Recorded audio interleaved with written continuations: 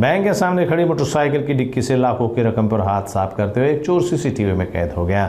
आरोपी साफ साफ हाथ की सफाई करते हुए नजर आ रहा है। घटना के बाद पुलिस मामले की जांच में जुटी हुई है।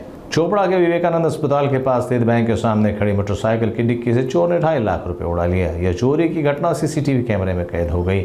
चोर ने बड़ी ही आसानी से पैसे चुराए और फरार हो गया। चोपड़ा सिटी पुलिस और जलगांव एलबीटी की टीम आरोपी की तलाश में जुटी हुई है। पुलिस द्वारा मामले की जांच और चोरी की पहचान की जा रही है। काल दुपारी साधारण 1 ते 1.5 वाजताच्या सुमारास गोपाळ पाटील नावाचे आमचे तक्रारदार आहेत, ते बँकेत गेले होते, कॅनरा बँकेत चोपड्याला।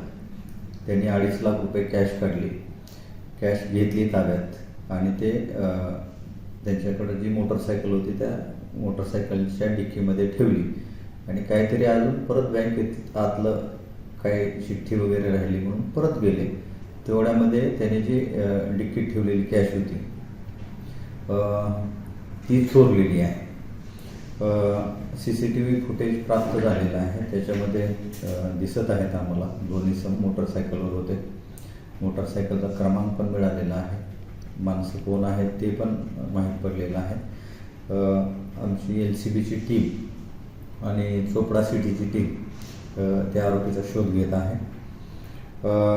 परंतु नागरिकांना आवाहन करण्यात येते की आपण शक्यतो जर कॅश तुम्हाला बँकेतून काढायची असेल आणि मोठ्या प्रमाणात काढायची असेल तर त्याबद्दल थोडं दक्षता बाळगावी। आपल्या आजूबाजूला कोण उभा आहे, कोण वॉच ठेवतंय का याचं आपण लक्ष देणं आवश्यक आहे।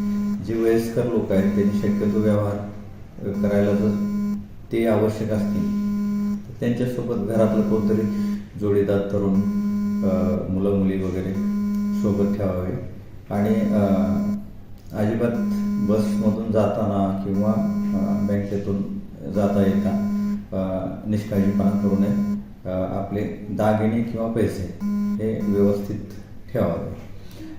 आपल्या परिसरामध्ये अशाच प्रकारच्या घटना मणे रावेर अशा 2-3 ठिकाणी घडलेल्या आहेत।